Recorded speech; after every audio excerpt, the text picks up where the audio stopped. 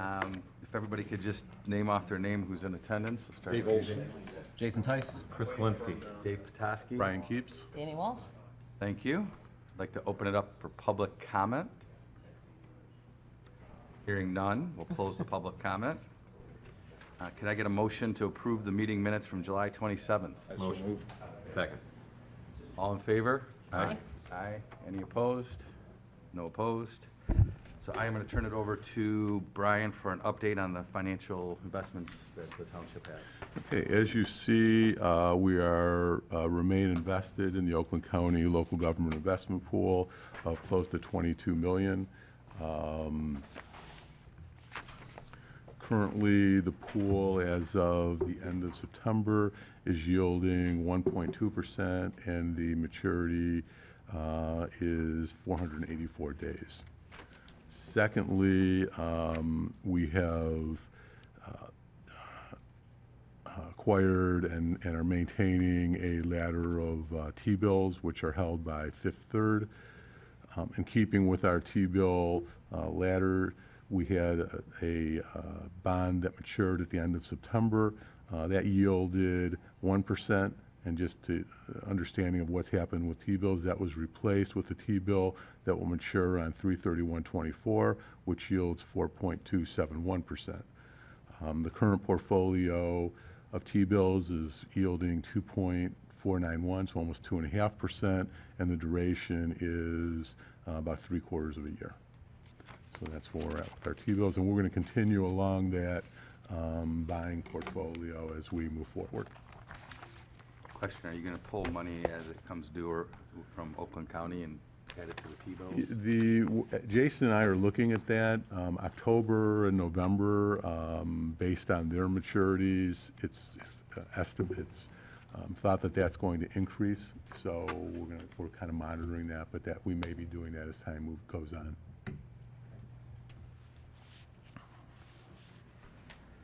Any other questions for Brian? All right, I'm going to turn it over to Anco. Yes, So Brian. I had this thought as Brian was walking through, and it speaks to the state of the markets when the treasurer is excited about the interest rates they're earning on short-term cash, right? That's kind of the ominous lead-in into, we're talking, this was made, I've got 9/30 numbers, right? And September 30th, a 3-month treasury bill was yielding 3.25. Brian, do you have any hard copies for us Yeah, to I'll take pass notes those on? out. Yep. So, 3.25, that number is now 4.27. It's just, the velocity of the change in short-term interest rates. When you think about things where things are from a mortgage rate standpoint. You've gone from sub-3 on a 30-year to north of 7. I don't think saying it's been a wild change is enough. It's been, utter insanity in terms of the change in rates. So if we think about it, related to the DB equity portfolio, tried to come up with different ways to put some positive spin on things, but flat out, this is more of a Band-Aid ripper moment. I think I've used this story before of my oldest just turned 9, so I'm fully in that parenting, and I'll admit, I'm off my game a little bit this morning because I was up most of the night with a 3-year-old that has croup. They're on day 2 of it, so just kind of managing through that. But thankfully for Dunkin' Donuts and a large double-double, things are starting to fire on all cylinders again. But this concept, right? So, there's 2 types of people in the world. There's those that slowly peel a Band-Aid off, and there's those that rip a Band-Aid off. And before I had kids, it was a slow peel. Now that I have kids, I'm like, you're not going to like this anyway, so let's just rip the Band-Aid off and get on with it, and we can kind of move. So this is one of those Band-Aid ripper moments, right? There's been nowhere to hide this year, right? Any kind of positive outcome or positive development has been outperformance, but that outperformance is, hey, congratulations, you've lost less money than you could have or maybe should have if you were positioned differently. We've used jokes with other client meetings this is the first time in a long time where we've had to replace the red toner cartridge in the printer. There actually isn't any red in this. Everything's in black and white. But I'll take you right in. Start on page 3. I guess we can start with a bit of good news, right? So near-term results have struggled, right, as the equity markets have failed to deliver any type of positive return. I'm on pages 2 and 3. The overall DB portfolio for the quarter, as an example, is down 7% on a fiscal year-to-date basis. So that would be the last 6 months. It's down 20%, and in the last year, it's down 22%. But it's in positive territory. 2 years out, 3 years out, 5 years out. And what I think is most successful is that if you take a look at page 3, so the mountain chart that's here is, let's talk about the overall life cycle of the equity investment pool. So going back to April of 14, started with, call it $84.2 million. We've had net negative cash flow over that time period of $46.2 million. But despite being down, as I'd mentioned, 7% for the quarter, down 22% in the last year, the ending market value is still $71 million. So we have $33 million more than we would have, right? If this would have stayed in cash, if we wouldn't have done the bonding efforts, like despite the pullback we've seen from an equity market standpoint, there's still $33 million in gains in this portfolio over the last 8.5 years from a return standpoint. So, should we have bonded? Should we have gone through that exercise? That answer, even though we've seen a pullback from a record high, is still unequivocally yes, it has been a successful endeavor for the township. So I think that's an important kind of overarching thought process here is despite near-term declines from a performance standpoint and declines from an equity market standpoint, over the long haul, now 8+ years, this has absolutely been a successful venture, a successful endeavor. So taking a look at pages 4 and 5 from an overall performance standpoint and an individual manager by manager standpoint, as I'd mentioned, again, the Band-Aid ripper moment. So down 7 for the quarter. In the last year, down 22 and change. Policy index for that same time period is down about 17.5%. And median for the peers is down about 21.7. So really, again, nowhere to hide. So what's helped and what's hurt? Ancora has been a contributor to outperformance, not to a huge degree, but still nice to see excess performance versus benchmark and versus peers. Number of names for them, Marriott, CVS, Chevron is one of their largest holdings, one of their best performers, having exposure to things from an energy standpoint. Actually owned Apple in the portfolio, and that's been a positive contributor. Fidelity S&P 500 Index Fund, no surprise. Edgewood has been a difficult piece. Been an underweight position, continues to be an underweight position, continue to have a very, very high degree of conviction. We've spent, I would say, more time in the last 3 months with them than we have in the last 3 years. That's individually between Mike and I in the room, as well as our research team in the office, on the phone, in their offices, just talking through portfolio. They're going to be joining the meeting here shortly, just for an update and a discussion. And they'll talk through a couple things just in terms of individual names that lagged. One of the biggest drivers of their underperformance has actually been it's almost an endemic issue, right? It's not an Edgewood issue, it's a large cap growth issue. And when your index has 12% of 12% of that index is in Apple, 10% of that index is in Microsoft. So if you think about it, Edgewood's running a concentrated portfolio of 22 stocks. Their largest holding is like a 7 to 7.5% position. So you think wow, that's a big name. Okay, our highest conviction name in this portfolio is a 7.5% position, yet there are 2 names in our benchmark that are 3% higher and 5% higher positions. So a bit of more than a bit of the underperformance you've seen from an industry standpoint in the last year is really a risk control measure, right? Because if you were right and owned Apple at 12%, no one cares. But if you're wrong and owned Apple at 12% in the last year, you're fired, right? That's too concentrated. That's too high of a position. And we can walk through that a bit more to the extent that there's more questions. Outperformance, Clarkston, so slight underperformance for the quarter, but the story is really their performance in the last year. Difficult conversation a year ago, right? What's going on with the portfolio? They've underperformed. They've failed to keep pace with the markets, and that really kind of goes back to their more conservative positioning, focus on higher quality businesses, willingness to hold cash, not as a market call, but as a flat out, a stock has hit its price target. We don't think there's a business case for it going higher, we're going to sell it, and there's nothing on our shopping list that meets a minimum return threshold. We're going to hold cash until something becomes more attractive. So actually down 5.8% in the last year versus benchmark down 21.1. I used that example early on of the success here is, hey, we've lost less money than others have. But nice to see that patience being rewarded, almost 16% ahead, actually number one in their peer group in the last year. Fidelity Extended Market Index Fund, you see in the last year, down 29.5%. Number of names impacted that: Airbnb, Lululemon, Uber. One that was a bit of a surprise to me was Blackstone, right? World's largest alternative investment manager, truly a fee-based business that isn't necessarily impacted by equity market movements. But that stock's been down 33% in the last year, and it's actually the largest holding in that index fund. Shifting over to page 5, from an international equity standpoint, a bit disappointed in Oakmark. Would have expected in a difficult market environment, their value bias and higher quality focus would have led to outperformance. But two of their largest holdings, Credit Suisse and Continental, significantly underperformed. Credit Suisse, because of a change in leadership, replaced their CEO and had some issues in their European business. Continental, flat out supply chain issues and kind of revising forward-looking guidance, particularly out of China. Both of those names traded off. We have seen a significant recovery in performance. They're actually about 5% ahead here in October. So just, again, more concentrated portfolio, seeing that significant swing in performance.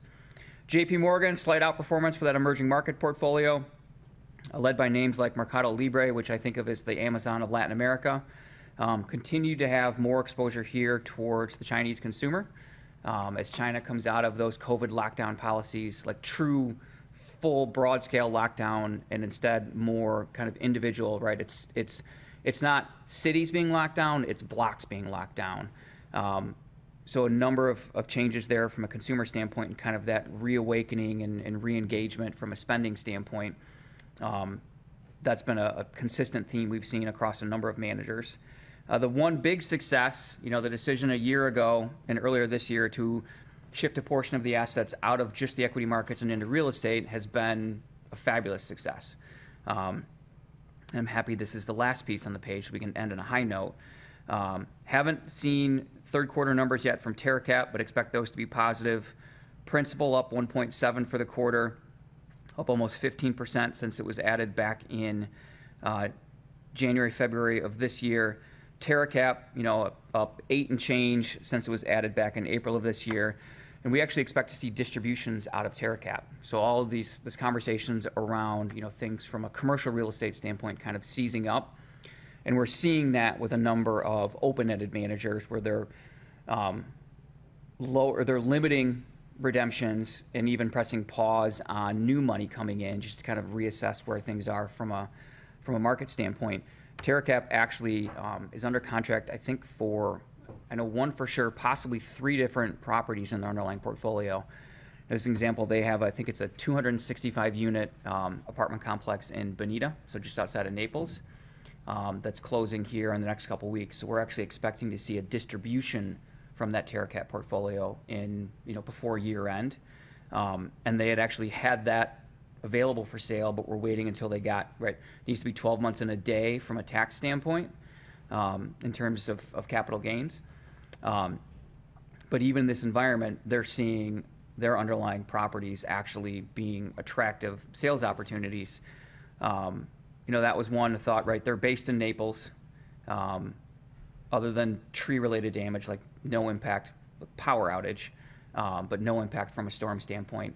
We were actually had a client meeting Friday morning. So hurricane hit Wednesday. We had a client meeting Friday morning, and Steve Hagenbuckle, the leader of TerraCap, was scheduled to be on. And I'm like, if there's ever the hall pass of all hall passes, like a major hurricane going through says you don't have to be here.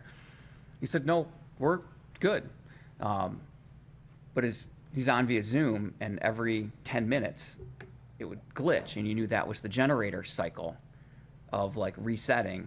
But he said, I'll use this, right? The closest coastal piece of property we had was this apartment complex in Bonita, right? 265 unit. He said, about 3 miles inland, the only damage we had other than trees down was we had 2 screens ripped. And he's like, you look at Naples, you look at the impact, but his comment was, being a native Floridian, being in a coastal community, is you live a couple miles in and you invest even further in because you know the impact of what can happen from a storm surge standpoint. So related to anything, across TerraCap and across Principal, other than trees being down and power interruption, no impact from a hurricane standpoint. And then specific to TerraCap, really encouraged to see, right, new portfolio already having success, already seeing significant write-ups. So that decision to diversify away from just traditional equity markets is going to be a contributor to performance. Questions? Questions? No? I think we all know the state we're in. So.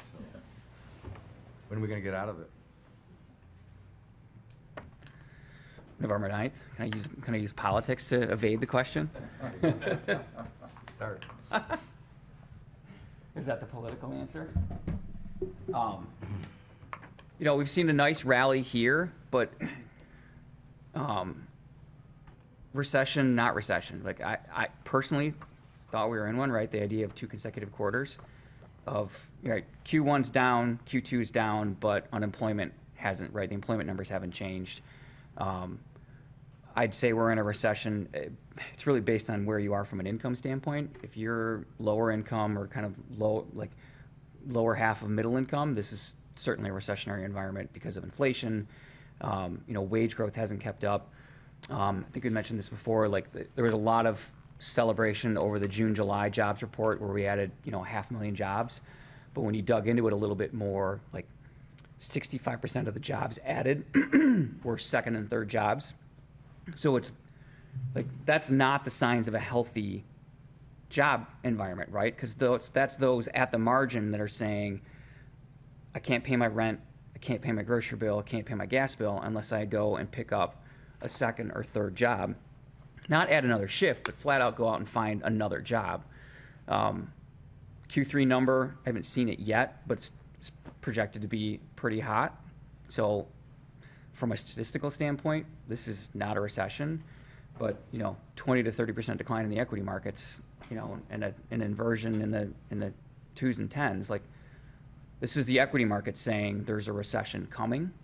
I just think until the cycle of data shifts from positive, negative, positive, negative, positive, negative to more consistent in from a positive standpoint, we're just going to keep grinding sideways from here. Surprising that there hasn't been any earnings destruction yet. Right? By and large, Q3 we're about 20-25% reported on the S&P, and most of it's been a little bit than expectations. And guidance hasn't rolled over either. And we could spend a little time asking Larry specifically about the stocks in their portfolio, but I think they've been pleasantly surprised, and the guidance has been steady. Like GM, right? They committed to their year-end number in terms of earnings yesterday. So we haven't seen this destruction. But let's say you even go into some kind of recessionary period in 23 or early 24. The equity markets have really already kind of foretold that, right? It's a forward-looking discounting mechanism. Do we have to have another 20-25% destruction just because we're in that recessionary environment, or have we already taken that destruction in the equity markets?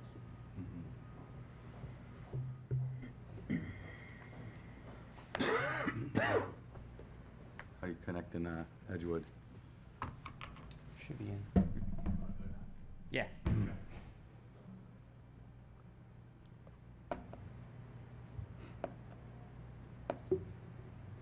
You shoot him a note? I just texted. Okay.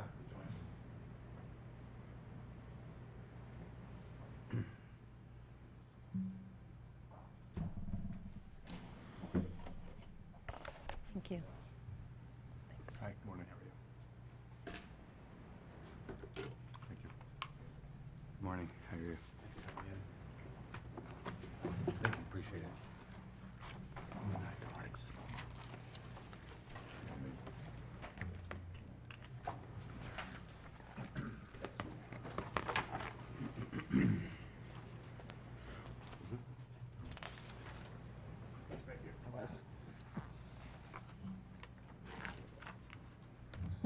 Nothing's private.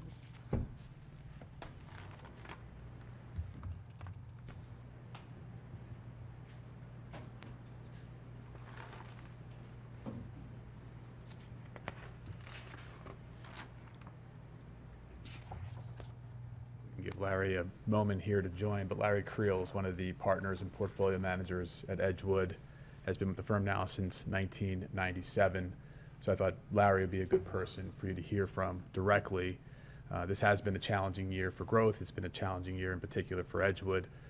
We wish we were presenting to you better numbers, but over the long term, and we are very grateful for the partnership, but over the long term, we do believe that the moves that are being made in the portfolio today to take advantage of this volatility should set the strategy up for the next 3 to 5 years once we see ourselves to the other side of this episode.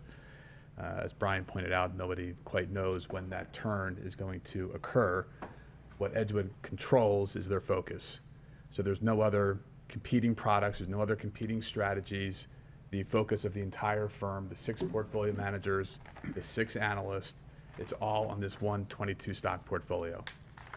We've gone through these periods before, and it's the same team, the same process, and having that level of experience at the portfolio management level, we believe over time with the changes that they're making and repositioning the portfolio, following that same playbook that we've gone through and lived through in prior episodes of 2008, the great financial crisis, coming out of the dot-com bubble in '99 and the bear market that ensued in the early 2000s. Again, believing that the process, the risk controls that are in place, and we can talk about a little bit the diversification even in an otherwise concentrated portfolio, how it can respond and recover moving forward. Can you take a minute, just introduce yourself and your role? Of course. So my name is Dan DiDomenico. I work with Edgewood and have been since 2008 in support of their business development and client service. As I mentioned, Larry, who's now joined here over Zoom, is one of the partners and one of the portfolio managers on the Edgewood growth strategy. Currently about $29 billion in assets. $16 billion of that is in our mutual fund, in which you all are invested. And as I mentioned, I'm very grateful for the partnership, for the support, and hopefully our comments here during this period and this rough market, challenging period that we're managing through right now, help you understand what you own, what is in the portfolio. We believe there's a lot of great quality in the portfolio that's not being recognized in the market, but we can certainly touch on those individual names, as Brian called out, that are contributing to the downside, but also have the team enthused about where we can go and the potential upside from here.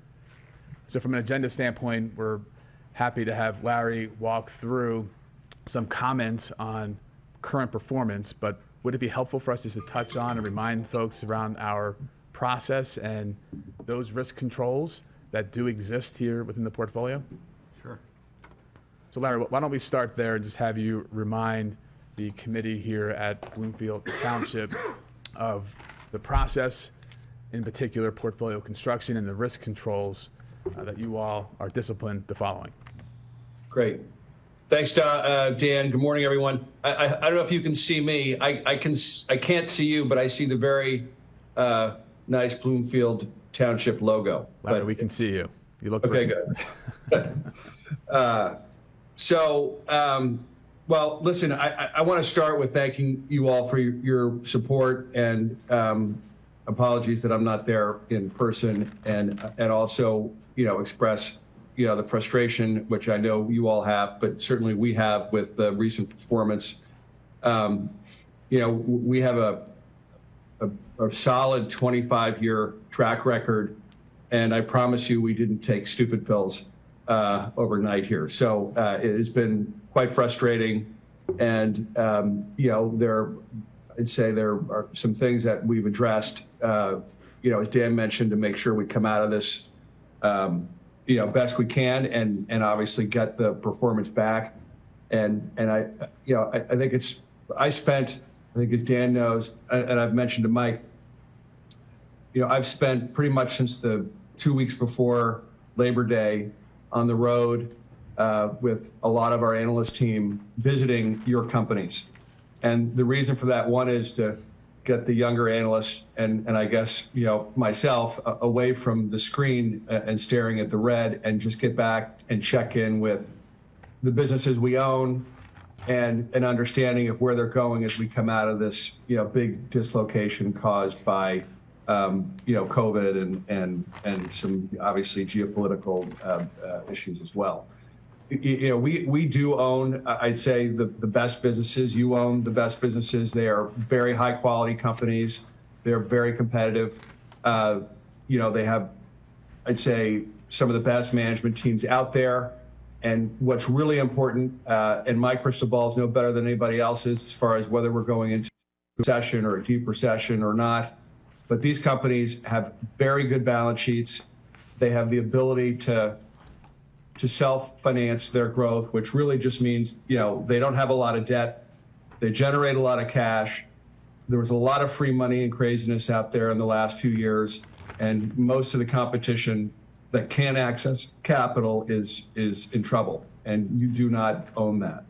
And I would say that the disinflationary forces that existed before COVID, whether it's companies becoming more digital, and implementing, the technology that our companies offer, those things still exist. We're not going back to the mainframe computer, and the leaps we made are going to continue. I'd say the cadence, during this period has been, in some cases accelerated, in some cases delayed, but it's all still very solid for the next 5 years, which is how we're positioned.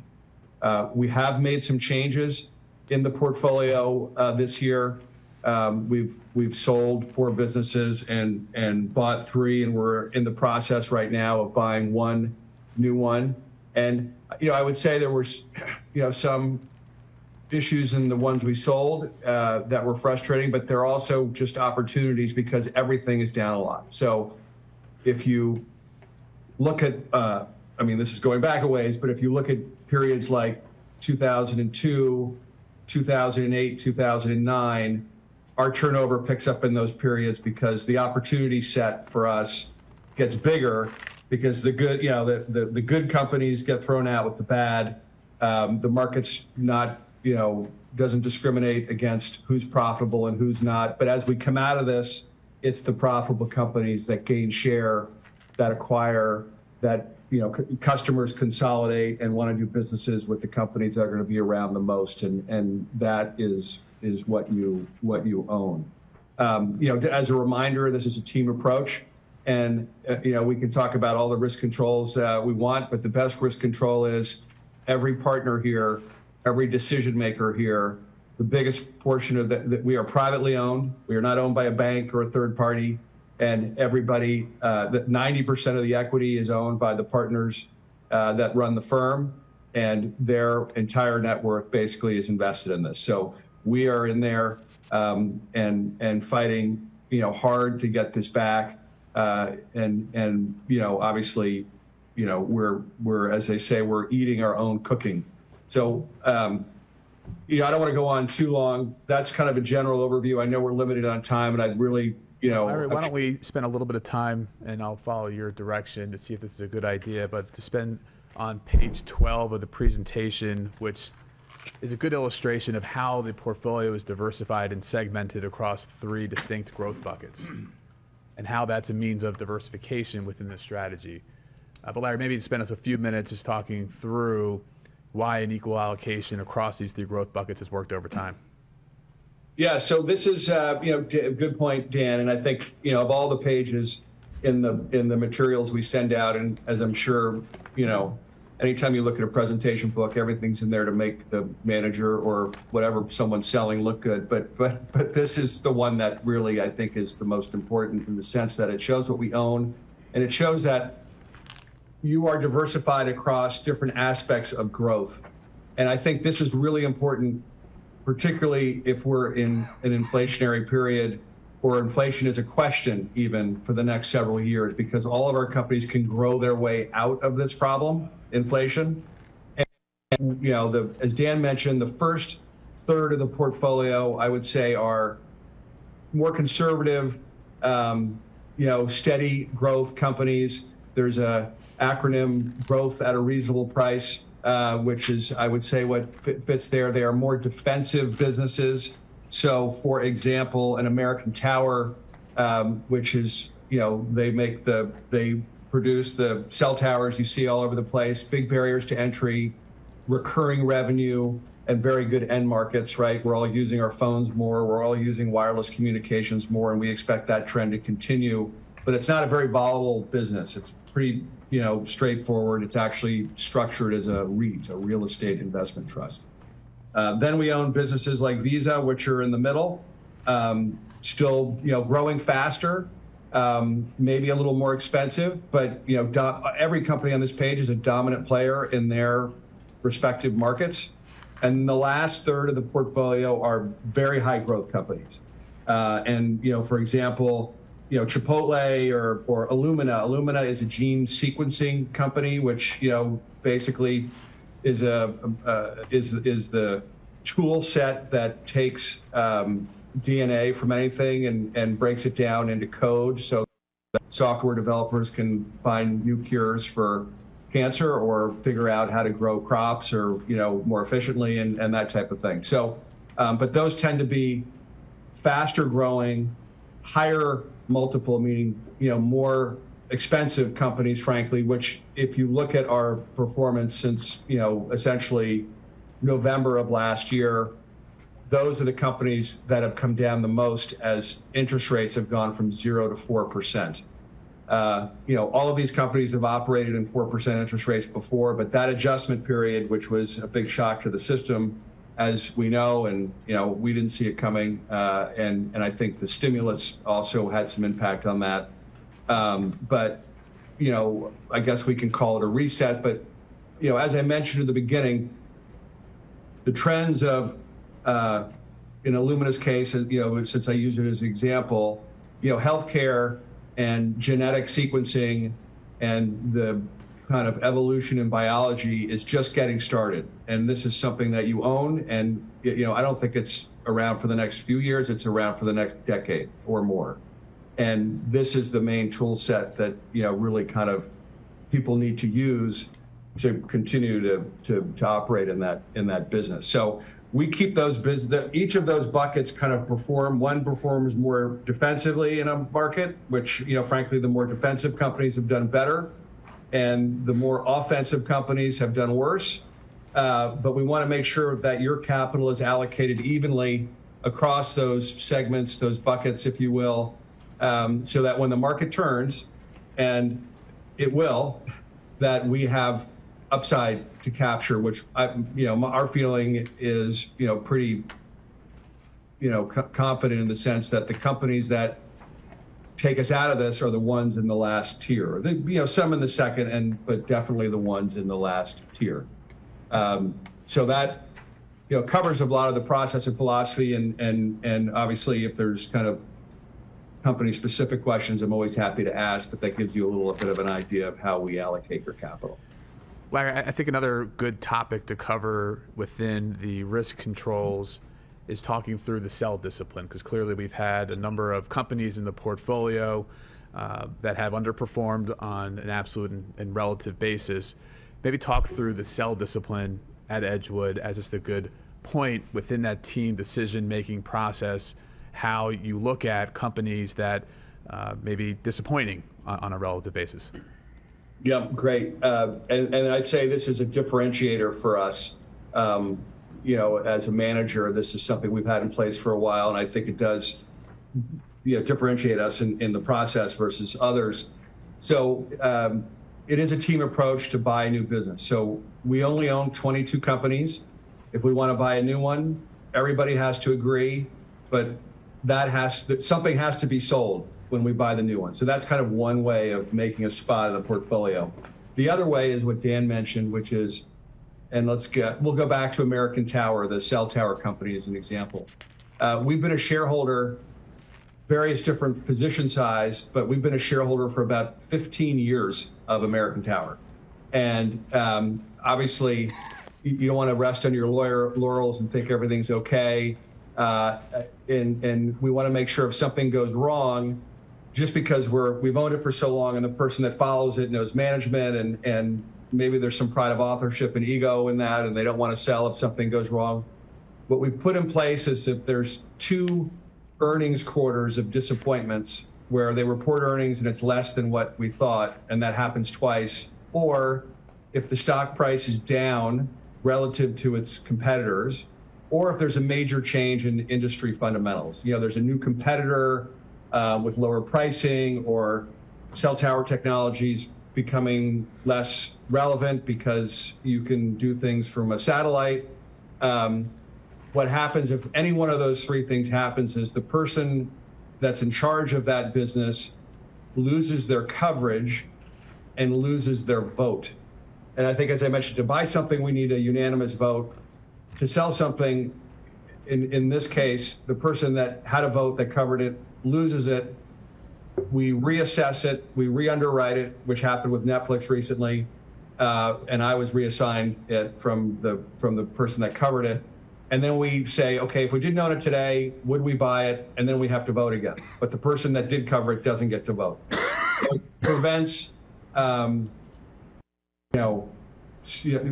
I think one of the issues with this business, and I will say the last 9 months have been one of the toughest periods I've seen, but like I've said to my kids, you've got to admit your mistakes early because they only manifest themselves the longer you wait. And it's the same for us. There's a lot of opportunity out there. We only own 22 companies. We probably cover 120. So if there's a problem, we want to admit our mistakes early and move on. And, this year, I'd say, as I mentioned when we started, the turnover is above average. We've typically, our turnover is about half of where it is, meaning the number of companies we buy and sell. And we've done 4 so far this year, and all of those have been through this process of reassignment. And I'd say there's probably another 5 that have been through the same process of the sell discipline reassignment, but we've decided not to sell or buy more. And as I mentioned, Netflix got reassigned to me, and we actually bought more in the beginning of the 3rd quarter. So hopefully that explains the sell discipline, but I think, I'm glad Dan brought it up because it's an important point. Why don't we open up for questions? Hi, Larry. I'm Brian Keeps. I'm the treasurer of Bloomfield. And just wanted to ask, I guess, if you could expand and maybe, I was listening to your comments regarding how you view debt in the portfolio amongst the companies, and that you look for companies that have, I guess, less debt than their peers. Looking, I guess, in hindsight, that it may have been a great time to take on debt given low rates and looking where we're at. And then going forward, and I think you also made the comment that you were a little, I guess, maybe surprised or taken aback by the rapid increase in rates. Where you see rates today, where you seeing them going forward, and how it would affect the portfolio? I heard both. Dan, do you mind just repeating the question, because I couldn't really hear? I know it was debt and the let's amount start of debt. with that. There's 2-part question. The first part of the question, let's talk through the current debt position of the underlying clients, how you think about the companies in the portfolio using debt, free access to that capital was probably attractive a few years ago. Now, not so much. So how you think about debt, just consistently thinking about that across the portfolio. And the second part of the question, Larry, was thinking through rates, caught everybody off guard going from 0 to 4. Where do you think rates are going from here? Got it. Okay, great. So, I will say that, if we have 4 legs on the stool, the debt and ability to self-finance and access to capital and debt, that kind of collectively is one of the legs. So I'd say about half of your portfolio, so 11 of the companies roughly, don't have any debt, right? Chipotle, which we're all familiar with, they reported earnings last night. They were good. This business has 0 debt. And I think it's important, but I think I heard part of your question. It was quite easy to raise money because it was free. And, actually, I think that was a disadvantage for our companies in the last, it's certainly not reflected at this point, but I think it will be, because it was very easy to compete with an incumbent because people were throwing money at you. And so, your portfolio has very high returns on equity, right? And very low debt. And so, as I mentioned, half don't, the rest have some. They're underlevered, meaning that they have plenty of capital to pay their interest. And going forward, they don't need to raise any money. And I think this is the big thing that we're going to focus on for the next year to 2 years, which is, okay, everyone's pulled back. No, if somebody borrow $1, it's going to be a lot harder because of what's happened. And it's not just because rates are higher. People are going to be scrutinized a lot more, so that the competition our companies may have had really can't get access to that capital, right? The access to capital is constrained. It's only going to get more constrained. You can see it already in the credit markets. And I think this is where self-financing provides an advantage in so many ways, and not just, okay, I want to build a new plan, or I want to, invest in new software, and I don't have to borrow money. None of your companies have to borrow money, which is going to cost more. And I think that started to be reflected in some of the other companies that we wouldn't own because they don't fit. But I think even employees, engineers, people there was a lot of job hopping in the last several years because you could go from, companies were just willing to pay because they had plenty of money. That's going to get harder. And I also think not only, employees are, looking for a place that's going to be around for a while, but if you're Bloomfield Hills Township, may say, hey, we want to deal with the vendors that we know are going to be around. We don't want to deal with some vendor that may not be around in 5 years because they can't get access to capital. So we're going to see vendors consolidate to the highest quality players, which you own. So, this isn't to say that our companies they weren't blind by the fact that there was free money. And, it was interesting, right before S&P Global, which, does obviously ratings of debt, in kind of starting in March of, right at the beginning of COVID, companies just started borrowing money because we weren't really sure, and they could. Some of our companies did that, and they didn't need it. But if you look at the cash on the balance sheets of our companies and you kind of go through, that's one thing. Then the cash that they generate as a business is another, which is very good. And if you just take our portfolio in aggregate, our operating profit margin, the operating profit margin of the companies you own is about double what the S&P is. And the free cash flow margin is about 30% in aggregate, meaning they, for every dollar of revenue, they generate 30 cents of free cash flow. Now, some are a lot higher, but I think this is just going to get to a point where the rational the irrational behavior of the fringe companies having access to free money is over, and the incumbents are gonna win and take share as we move forward. I hope that answers your question. Thank you. If it doesn't, please fire away. It's good, Larry. Thank you. I guess I'd like a follow-up with that.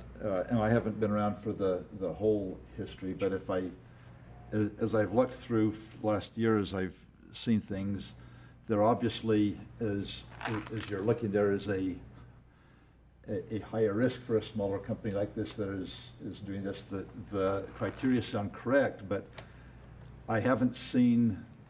I guess the question is what would you say if I say I haven't seen the differentiation over time, not just the last 9 months, but where there's been the premium, significant premium over the indexes, instead of just, an index fund might have been just as appropriate as, I haven't seen the benefit to the index funds that would justify the risk that we have.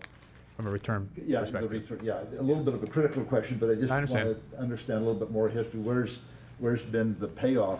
You know, if it's just the 9 months, I understand, okay, there's things and the arguments are good. But if I look through the time, I don't see the time when there's been, you know, the really significant benefits over just the index. Yeah, and Larry, I can start with this. If you have additional questions or additional comments, please feel free to chime in. So the last 9 months, and actually the last 12 months, even going back to the fourth quarter of last year, is where you've seen the give up of the relative ground of this strategy to that of the index, for sure. As Larry mentioned, quite frustrated with the more recent performance, but if you do expand that time series and look how the strategy performed coming out of 2008, 2009 for that next 10 years, if we were to look at those same numbers on a 1, 3, 5, 10-year basis, across all of those time periods, this strategy was generating excess returns going into the fourth quarter of last year. And So the that's numbers where- I've seen, and I just haven't seen all the numbers, So but Dave, I didn't see think that. I can weigh in on this. So, looking at the entire track record, so, Mhm. you know, 25 plus years, Yeah. trying to maximize the data set. Yeah. And let's look at 1-year time periods versus benchmark, 3-year, 5-year, 10-year, Right. right? Just click Right. data points. So if I look at Edgewood on a rolling 1-year basis, so Mhm. like the 1 year ended March 31st of 22, the 1 year ended June 30, okay? Correct, yeah, understand. 65-35 split. So on a 1-year basis, right, over the track record, they've outperformed 5% of the time. I will tell you, that's actually better than I expected. A lot of active managers, it's kind of a 50-50 proposition. Yeah. Because that, right, 12 month, there's so much noise there Uh-huh. that can happen, right? You didn't own enough Apple, and right, Yeah. and that can be the reason why that 1 year. Yeah. On a 3-year basis, it's 73%, so 73% of the time outperform. On a 5-year basis, that number goes to 80%, and on a 10-year basis, the number goes to 92%. Okay. So it's one of those, like, as we Yeah. stretch that longer and longer, Yeah. we don't see it right now. I've gone through just the presentations of the last year and the Yeah. statistics, Oh, yeah. and But even if you it's look- hard to see, Yeah. even in Even the if you 5 look and at- 10 year. Yeah, You know, very good but question. the 10-year number ended today, Mhm. has some absolutely fantastic experience, Yeah. but that 10-year number is pretty close to the benchmark, if not actually behind the benchmark. You're right. And Right. I look at it and say, let's take it as an active versus passive discussion. Yep. That's, Owning that index right now scares me more than anything in the world because the level of concentration, right? If I'm gonna own that benchmark, I'm gonna have, that's a 12% bet on Apple, is. that's a It is, 10% bet yeah. on Microsoft. Like, I'd rather come in and say, I'm sorry we underperformed because we took less risk versus we took on a higher degree of risk and matched what happened with that index. You know, we have it with the S&P 500, Yeah. and Apple's only, what is it, 6, maybe 7% of the S&P? It may have come back a bit from Yeah. that, but like, it's amazing to think about the difference there of two, like, they both have like 500 some names in each index, but the level of concentration Wow. is that's entirely true, different. that's true, yeah. Thanks, Brian. That's Thanks for helpful. the question. Thank you. I heard about half. I'm sorry. Dan, I could hear loud and clear, so I assume the mic's near him.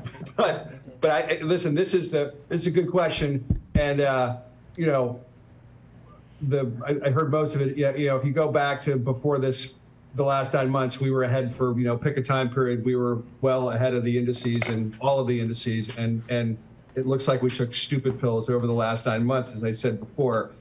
And again, if you look at 02 and 08, our performance contracts because correlations, you know, they throw the good out with the bad. To your question, the high quality companies go down as much as the low quality companies. And if you know, I think this is from memory, so it's a little foggy, but if you look at 08, you know, in August, September of 08, we were 1,800 points ahead of the benchmark. And by the end of the year, we lost all of that. And I think, you know, you have liquidity issues and quality. Just because you can sell, you sell. But as we come out of these periods, which I heard the gentleman, you know, explaining at the end, you know, this is where you want to differentiate yourself because of the concentration of the indices. And I know you can see me, and I don't know if you can see this chart, but, you know, it is, it speaks to the concentration in the index, and it shows a conscious decision by Edgewood to move away from the mega caps. So Apple, Amazon, Facebook, Google, Microsoft, we've sold, we're significantly underweighted, and the top line shows the weighting in the index of those companies, I think, through the end of September. And then it shows our relative weighting. And you can see we used to own all these and overweight them, by quite a bit. Obviously, it looks less because of time. But the beginning of that chart, we made bets on the future leaders. And that's what we're doing now for the next 5 years with your capital. And, the index, one of every, 25 cents of every dollar about, beginning of the year was invested in these companies. That's real concentration risk. And as we all know, the leaders used to, Philip Morris was in there, IBM, ExxonMobil, GE, Citigroup, these things change as we come out of these periods. So to your point on active management, you can continue to own those companies in a big way in the index or not, which is what you're doing with us. Hopefully I don't know if you could see that. I hope you We could. did. Yep. Thank you, Larry. Any other questions? All right. Well, thank you, Larry. Thank you for joining. All right, everybody. I appreciate, we appreciate your time. We appreciate your support. We're not happy about the performance. We are digging in hard to get it back. And if there's any other questions, I'm always available to anyone. Thank you. Great. Thanks, Larry. Thank you so much. I appreciate it.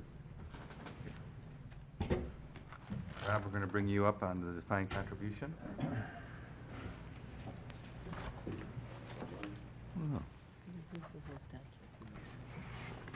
Oh, he's not from your end. You get everything done in 6 minutes? Yeah. Got 16 pages I'll pick out of this. I will move through it. Thank you, sir. Yep. We have 16 pages. No, that's good. I mean, take your time. Just kidding. No, I'd rather not, just get out of here. Tough stuff, but. Well, we get the market part. So. Yeah, I'm not going to touch. There is a couple pages inside of that first section. I'm going to take you right to tab 1. And page 8, and really just a place setter, and it's to reiterate the point that certainly with participant-directed plans,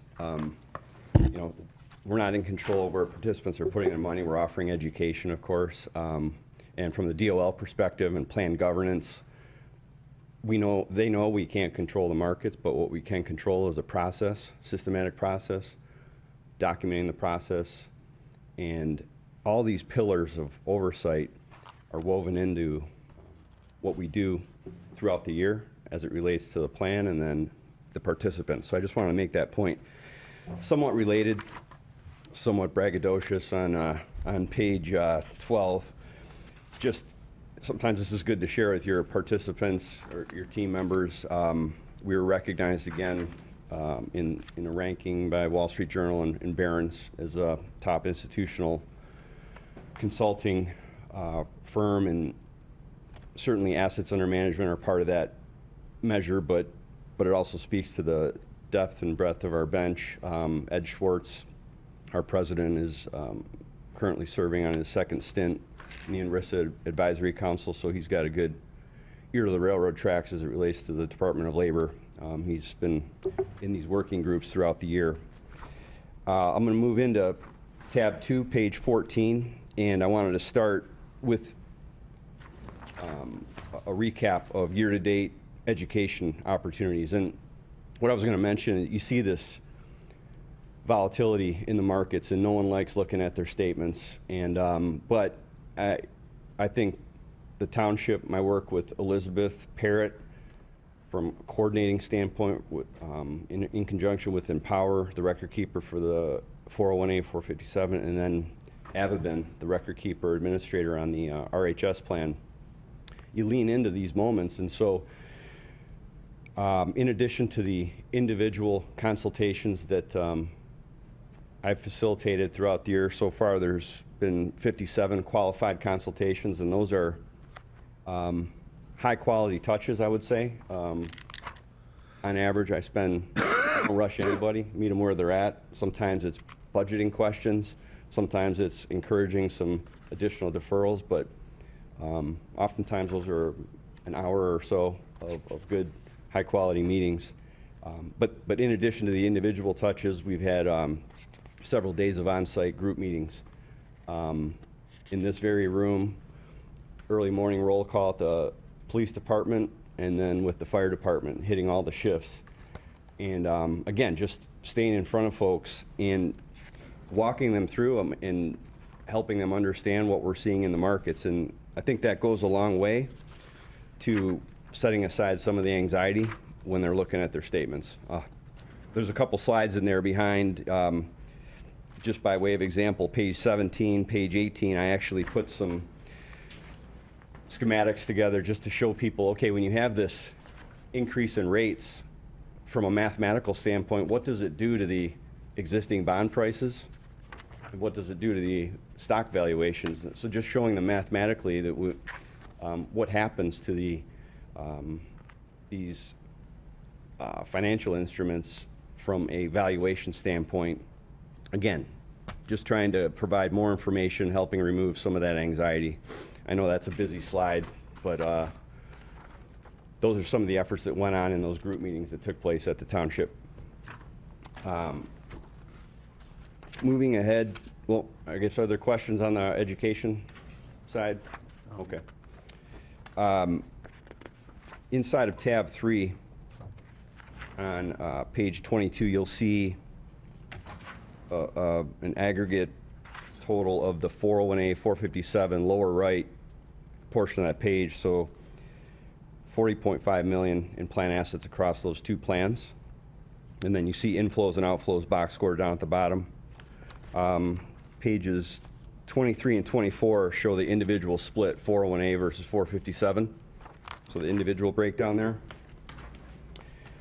And then page 25, this is a look at, all right, hey, what is the all-in cost on a per participant basis, estimated all-in weighted average cost. So it's summarizing those three cost components of the overall cost structure of the plans. And that is the investment cost of the funds, record-keeping costs from Empower, and then advisory costs from Schwartz & Co. So I'm on the lower right column, and we've got a weighted average investment cost, 39 basis points, 0.39%. Our effective rate, 18 basis points, 0.18, and then 0.06, 6 basis points on the record keeping. And you add those up, 63 basis points. So it's accurate to say someone that has access to an advisor throughout the year and has the record keeping administration, hey, on average, what am I paying? Certainly less than 1%, and 0.63. And then you can benchmark that. So we go to a 401k averages book, and on page 26, it's always important, that standalone cost doesn't tell you much until you're able to compare it to like-size plans, like-size average account balances. So top half of that page, you'll see where the township sits at 63 basis points on a weighted. I did calculate the average for you based on the average investment cost, so it's 58 basis points, and then we can pick some data points in the industry below. So I looked at plans that were $50 million in total plan assets, both on a $50,000 average account balance and $100,000 per participant average account balance. And I guess the good news here is it's nice to show a very cost-efficient plan, both beating benchmarks. So, these are good stories to tell, and I oftentimes get into the weeds here with folks. Cost is such a big aspect of our business. There's been such fee compression, but I'm fully transparent. I don't have any problems talking to people about what they're paying and kind of peeling back the layers here. So on page 27, the RHS plan is split out for you. So the asset total there on the health savings program, $3.3 million. Cost structure, different. So Avabin serves as the record keeper administrator at 0.76%, their record keeping fee. I will tell you, we broached this topic in previous reviews, and Brian, this will be something I want to follow up with you. We kind of leaned on them a little bit, said, hey, is there any type of cost concession that you're willing to make? And it has to do with, okay, if you're willing to sign a service agreement for X period of time, they can offer that next break point, which I think instead of 76, don't quote me, but I think I want to, if memory serves, 50.58. So, you know, that's something we can talk about on a one-off basis if appropriate, okay? But again, benchmarking that, that cost structure to other like-sized plans. So on page 29, showing the RHS plan on the top half of that page versus industry benchmarks. So I'm looking at other plans that have $5 million in plan assets, average account balance of 10 grand, and then another data point, average account balance of 50 grand. Again, beating benchmarks in that capacity. I know it's just a different cost structure that we're looking at, though. I'm going to jump ahead to tab 4, performance.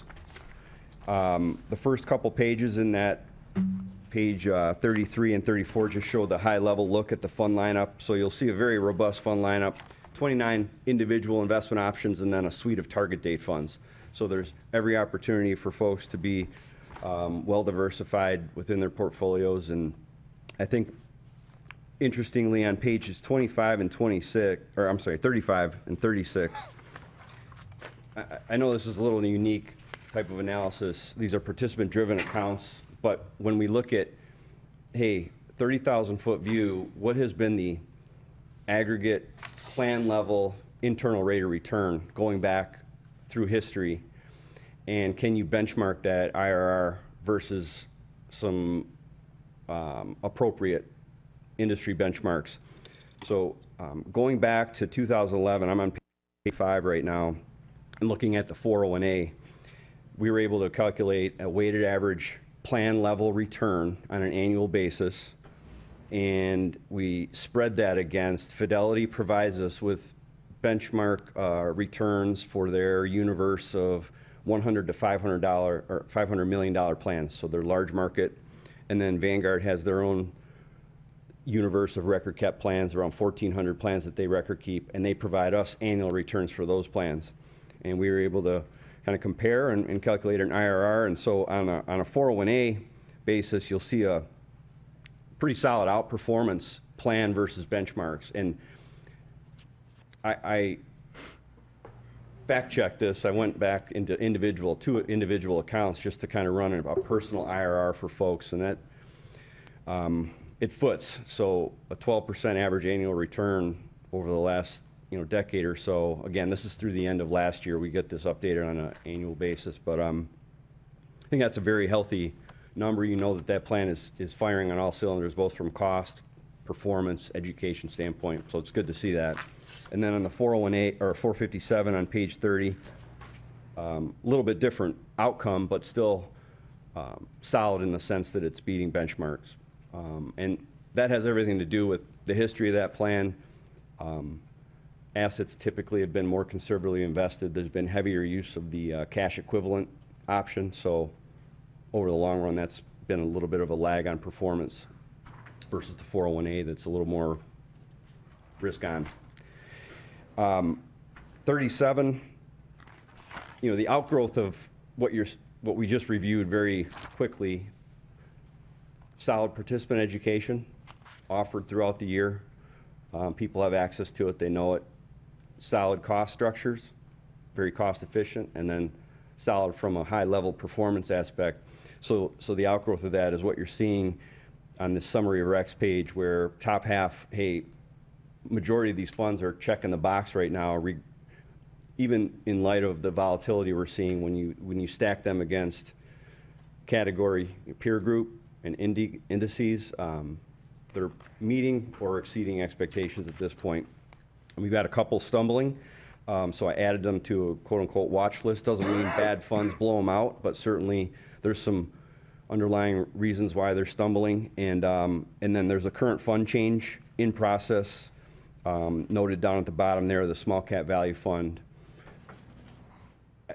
If you want, I can just take a quick minute to pick apart the highlights of a couple pages in this section. It's just to reset, I think it's always worth the exercise. So on page, if we can head to page 51, and you had a great question about outperformance of index, right? And that's a big argument,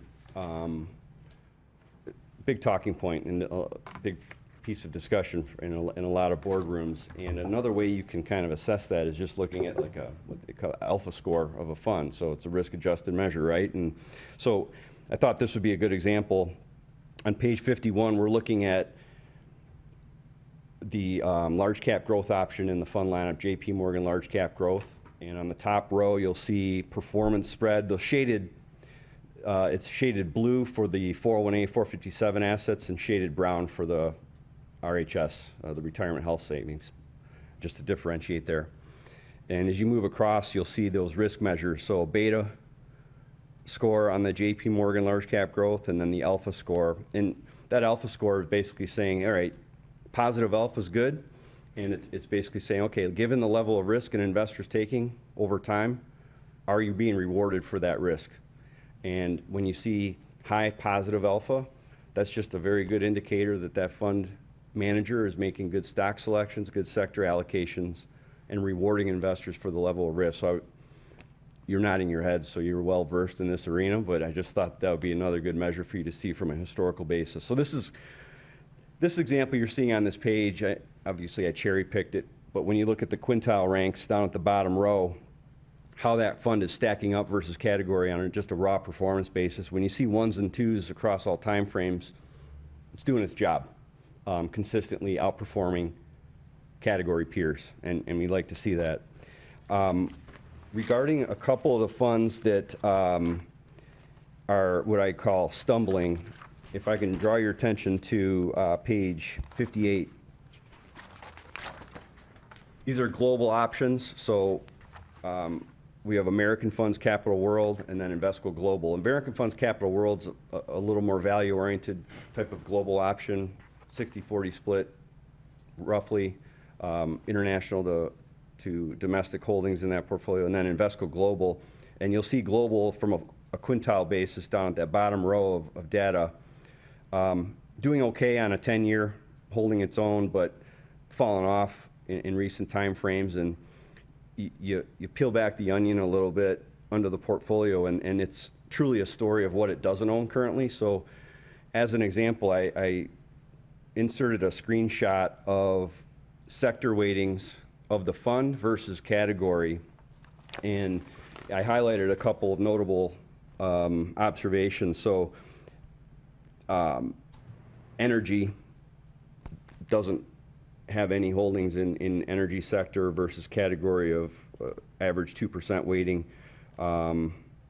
Consumer cyclical, you'll see it's well over what the category average is. So some of these, this is just an example of what it does own. In higher concentrations of the category, those sectors are being punished the most right now in this market cycle. And then what it doesn't own is being rewarded, energy being an example. So, to dovetail on the comments Brian alluded to, sometimes you got to give these funds a chance to breathe a little bit and not just overreact on near term, because we see these quintile ranks jump around when you drop off a bad month, add a good month, and vice versa. So a lot of times the best moves we make are just taking a breath. Nuveen mid-cap value is a great example of that. We had that on watch for a couple cycles in a row, but it's been a spectacular performer in recent times and holding up well. So it's never my intent to come to a meeting like this and say, make change for change's sake, just to act like we're doing something. Patience, and we've got a process that we're sticking to when we're reviewing these funds on a systematic basis. Last point, and it's good news on the Vanguard target date funds. that cost structure that we looked at, that 63 basis points all in cost, when we looked at that just back in January, it was at 65. So we're down a couple ticks, primarily driven by Vanguard. Their expense ratio on their target date funds went from a range of 12 to 14 basis points just to a flat rate of 8 basis points across the board. They made that move in early part of February.